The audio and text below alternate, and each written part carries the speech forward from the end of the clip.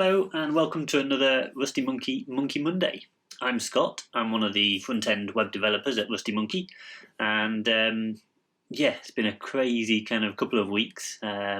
Nothing can kind of go to plan at the moment, so rather than talking about marketing and so on, this week we thought we'd talk about how a lot of people are finding working from home, and in particular people like myself who are trying to work from home, juggle a full-time job and a full-time kid.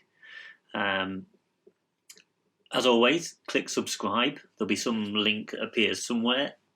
Over the next few weeks, we'll keep bringing a few more vlogs and keep in touch.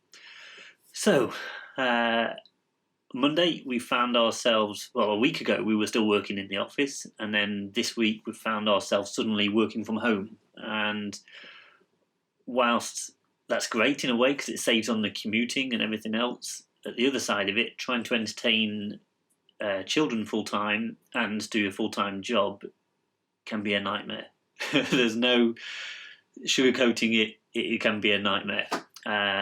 We had a bit of a test run with this a couple of weeks ago because our little, I'm going to refer to her as a cherub, kind of gives some angelic kind of impression, but we all know as parents that angelic, there is another side to that. So if whenever I say cherub, if you think of it in terms of a sarcastic tone, you'll get the picture. So yeah, a couple of weeks ago she was off from school for the day, and I still had to work from home. And even by 8 o'clock in the morning, it's like, unless we've got a plan, this is going to be an absolute nightmare. So kind of thought, well, let's treat this like a normal school day. Children function much better when they have a structure or their routine stays the same. So I created just a bit of a plan for the day. I suppose this is the same as any normal homeschoolers do. And what that involved was, normal stuff, getting up at 8 o'clock like normal, or 7:30, and then breaking the day down into kind of 45 minutes or 1 hour slots of, right, so 9 till 10, let's do some reading. 10 till 10:45, it's writing time. Then a bit of a break, as normal, as she was at school, with a snack. Then into some art, lunch. After that, there was into some spellings, a few maths worksheets. I mean, there's loads of stuff online that you can find. I'm going to put some links in the description below, but there's plenty of places online for resources that you can print out. And even materials like word searches and puzzles, anything really, just to kind of break the day into what they'd be doing at school, but not forgetting outdoor play as well. Now, what that managed to help me do was it kept her, the cherub, attention span entertained for those 45-minute to 1 hour blocks. She thought it was great because she kept changing subjects when she was getting bored. And at the same time, it meant that I could get little blocks throughout the day to get some work done. And so at the same time, we were both kept productive, and it actually turned out okay. Monday this week actually saw that brought into real life, if you like. Suddenly now we find ourselves in this situation where we need this homeschooling every day. My wife is in the same position as myself. We're both working from home now. We both have full-time jobs that productivity needs to remain the same. And at the same time, we have the cherub who needs supporting as well. I think it's important to remember that this is probably equally as difficult for the kids as it is for the parents.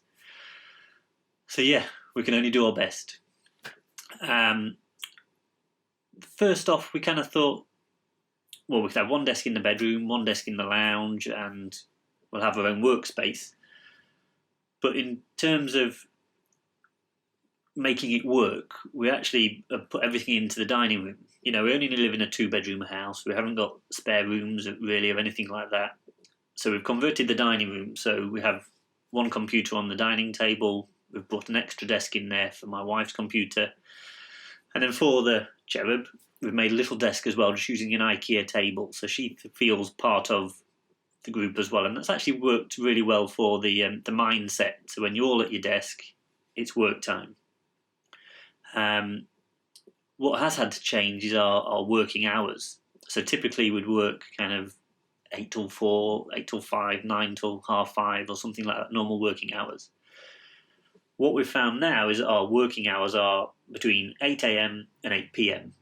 That gives us 12 hours during the day to getting our normal 7.5 to 8 hours of work that we need to. This week, what we've found is that during the normal working day, we're probably managing to cram in about 6 hours each of work. So it's not bad. By dipping into projects and breaking tasks down into smaller, more manageable ones, you're still managing to make progress throughout the day. And then once the little cherub is in bed, we can then just finish off, do that extra hour and a half. It is super difficult when you're working from home to have that separation between the end of the day and actually switching off from work. Suddenly your office is now your home, and putting that to bed at the end of the day is hard, but you have to, otherwise you're just going to drive yourself insane. And it's important to make time for each other as well. And remember that whilst your office is now here, you're still a family and still a parent ultimately. So yeah, cramming it in as and when you can, that's the only way to get around it. What we've found this week is actually we've actually had more video calling meeting or conferencing meetings than ever before. I think last year I probably did video calling twice. This week I've probably done it about 12 times. All those kind of apprehensions about showing your face on the screen, they've suddenly gone, and you just have to kind of go with it and accept that you're going to see some of your colleagues in pyjamas or onesies, and that's just the way it is. I think it's important. In our experience, we've kind of admitted that we're in this together. So we're a team. If I have to make a call, my wife will take the cherub outside or away to do other activities, and likewise, if she's on a call, I'll then take the cherub out for our one day permitted exercise, etc. And just literally everything's fluid. You just have to kind of take it as it goes and jump into work when you can. In terms of, on paper, this idea of, well, what I'm saying sounds great. Make a structure. It's great for the kids because they'll keep to it, and off you go. Some days it works. Some days it works absolutely amazing. Other days you just have to kind of roll with it, and there's no set rule.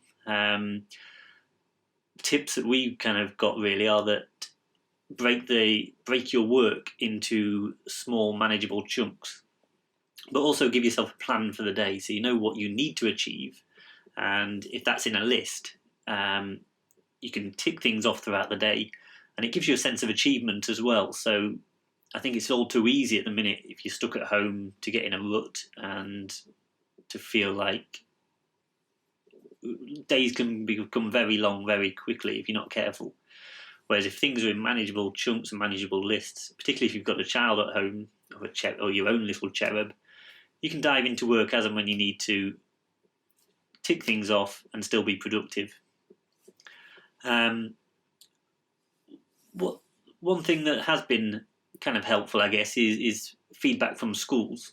Now, we're involved with 2 schools, and one of them we've not had much communication from at all, whereas the other one, they've been absolutely fantastic and have sent work every day for the cherub, but they've also admitted, use this time as much as you can to enjoy time offline. So if you think back to when we were kids, we didn't have all this technology of being able to go to YouTube or see BBs for games or Instagram, etc. We were outdoors. We were digging up mum's plants. We were, making cakes. We were making mud pies. We were climbing trees. And, most people have got gardens or can get out for that permitted time once a day. Get outdoors, enjoy the time. One thing that we found pretty good this week is keeping active. So we know that you need to, we all get endorphins when you do a bit of exercise or you get moving. So the body coach, Joe Wicks, he's launched he's got his YouTube channel, and what he's been doing at 9 a.m. every morning is PE with Joe. Now I'll put a link to that down there somewhere. But this is great. So you're looking at sort of 20-minute videos, and that you can do just in your lounge. And for parents to do these with the kids, it's a great way to start the day. Gives you both a bit of a boost because you're up and moving, gets the endorphins and the blood flowing, and yeah, you need to keep moving. That's the thing. So, in terms of, as in summary of this week, has it all gone to plan? No, but I think that's okay. There's no judgment or expectation. There's been times when I've been on client conference calls and I've suddenly had a little cherub coming in the background saying, "Can I go to the toilet?"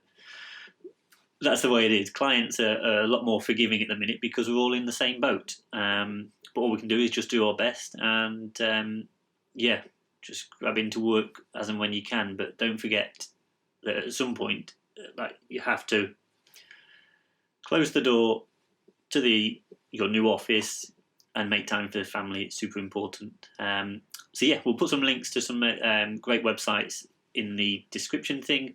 And remember, click subscribe, and we'll no doubt have some more vlogs coming out soon. Okay, thank you. Take care. Bye-bye.